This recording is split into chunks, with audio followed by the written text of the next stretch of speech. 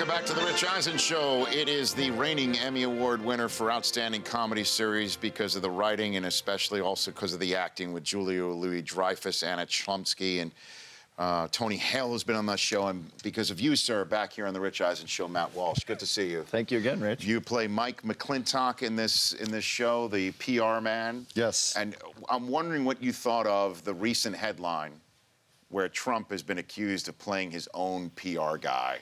It's amazing, yeah, and then he denied it. He admitted it in the 90s. Years ago. Yeah, and then recently he denied it. It's hilarious. I was actually thinking on the, you were showing the Walk of Fame on Hollywood Boulevard. Sure, coming in. People have taken, you know, Trump has a star. I did not know that. People have taken to pooping on it. That's real. Now, hold on. People who aren't fans of his are running around Hollywood fighting that star and making that happen. But, you know, I've lived That's here. real. I've lived here 13 years now. Okay. How long have you lived 11, here? so Okay, you're so winning. just around the same amount of time. Yeah. People poop on that boulevard all the time, though. No, I know, but You know what I mean? targeted. You're right, a bullseye. I'm talking about a bullseye. I'm not talking about a random human poop, like is that a dog, is that a person? Yeah, no. I mean, I've seen all sorts of things on that boulevard. Yeah, a lot of vomit, too, if we want to get... Yeah, absolutely. And from people dressed in superhero costumes. Yeah, they're Just problematic. There's a high incidence of pathology with those gentlemen and ladies. Just strolling around on Hollywood Boulevard. I guess it makes sense. If you need an alter ego, you're probably getting away from something in yourself you don't like. How much actual real-life politics do you think makes it into Veep, and then sometimes vice versa? How much do you think that happens? We actually write the seasons, you know, they write, the writers write them, they start meeting in March or whatever, or spring, and then June and July, it's locked. So a lot of the craziness that's happening now, these episodes were locked and ready to go. So it's basically what happens now might set the bar for next year, but they do research. It's not torn from the headlines. They try to keep it a neutral fiction, you know what I mean? There's no... You won't see Wolf Blitzer come through. You won't see a senator come through. Right. They try to keep... You've never had no real-life cameos? No. Once in and like the history of Veep. last real person we've referenced, I believe, is Jimmy Carter. So after that, that's the only time we bump into, like, reality. So they make a good point of, like, maintaining... there's no comparison, if you will, to, like, real stories. But they do research every year. They go to D.C., spend a week, talk to senators, get the real story from aides. And then they go back and write it. And obviously this year, because of the Electoral College tie, they did a ton of constitutional research and figured out what the process would be and how to figure that out. Have you researched it all ever with any actual PR people? Yeah, I got to meet Mike McCurry and Jay Carney and Dee Dee Myers and like real life. Oh yeah, White House. Yeah, it's pretty press great. Folk. Yeah, it's great. It's great to hear. You know, Mike McCurry was in there when Clinton was going through his Monica Lewinsky thing, and he said for like a year and a half. He didn't have access to information. Clinton's lawyers would give him things that he could brief then the media on. And the media would say, well, what's going on with this? He's like, I honestly don't know. I got no idea. Yeah. I got nothing He literally for you. was put up there and I literally don't know. Like, it's crazy. It sounds like a Mike McClintock line, like, hey, I got nothing for you. I got nothing for you. I know you want something. There was a clip of and I don't know who did it, but of a real press secretary who said at some point they were badgering him about some issue. And he's like, guys, I wasn't in the room. Like, he said that to the media. He, like, threw his boss under the bus. I got nothing for you. Yeah.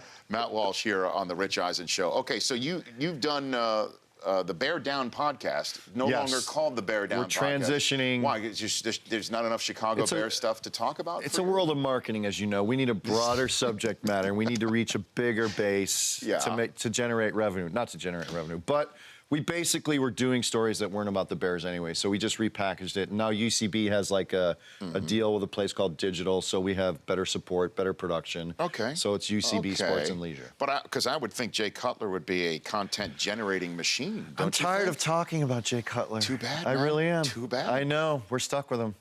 He was the 12th best quarterback in the league last year. Is there an award for that? That's pretty solid. I mean, that's two off top 10. Yeah, let me see if there's an, I'm sure. In terms of what? In terms of, like, what? Stats, points, interceptions, not a lot. So hold on. In all seriousness, let's go. He had a great year last year. Do you want to do touchdowns? Do you want to do touchdowns? Overall ranking, how do you, is it like is there an official, like? I mean, there's a quarterback rating, right? There's a quarterback rating. I guess that would take There's the QBR if you want to go ESPN. Do you got it, Brockman? for Jay Cutler? Yeah, we're just throwing things up here. Hold on a second. Because we can get this Jay for you. Cutler You guys was need faster 19th in the internet. league in passing yards. 19th in Okay. passing yards. 19th. Hold on. In terms of passer rating, Passer rating. Let's do that. he was 16th. Okay. So that's 6 off top 10. All right, sorry. Okay, I spoke. Touchdown. Is there anything where he touches 12? 17th in passing No. touchdowns. Well, he outkicks his coverage every single day. Oh, he was tied for third. In? Longest completed pass. Yeah. 87 yards. Yeah. Oh, he had one pass race. On a screen pass to Matt Forte. Yeah. Which is tied. Yeah. By the way, that might have been it.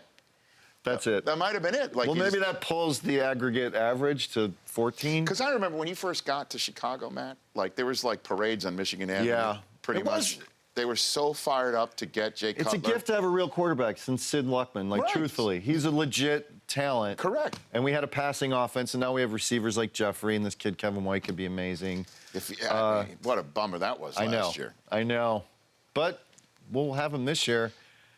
And I don't know. So Royal. are you a Cub or a White Sox? White Sox loosely. I'm not a true. I'm like, when you're talking about how boring baseball is, I totally get it. Like, I haven't taken my kids to a Dodger game yet, and I should, but it's also. Well, it's because you're a bad father, Matt. Let's be honest. I'm a great father. I stand by that. You can call my wife. You can call my wife. Well, you're ranked. I hate to tell you, you're ranked 16th.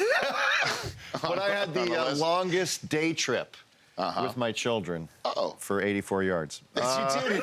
I was thinking, wait a minute, is there a really story? I was trying to tie it back in. No, see, you came back around. I should have seen that one No, coming. but baseball stuff, I assistant coach T-ball for a while. Which is what I'm doing right now. And it's brutal. And my son did not take. I didn't force him back the next year. He did not like it, and we stuck it out. And My youngest can't get enough of it. My oldest, I'm like kind of dragging him, and then I'm there with the iPhone, Yeah. shooting it. Yeah. Okay. Documenting. And there's a video of him getting in there and his first pitch. Okay, like actual, not off a tee, first pitch. And I had to just kind of twist his arm. Just get in there. Don't worry about it. You're gonna do fine. He swings, and the ball hits his hand, and he comes running up to me crying. Yeah. This video, I'm like, so Yeah. And how many got seasons that. has he done?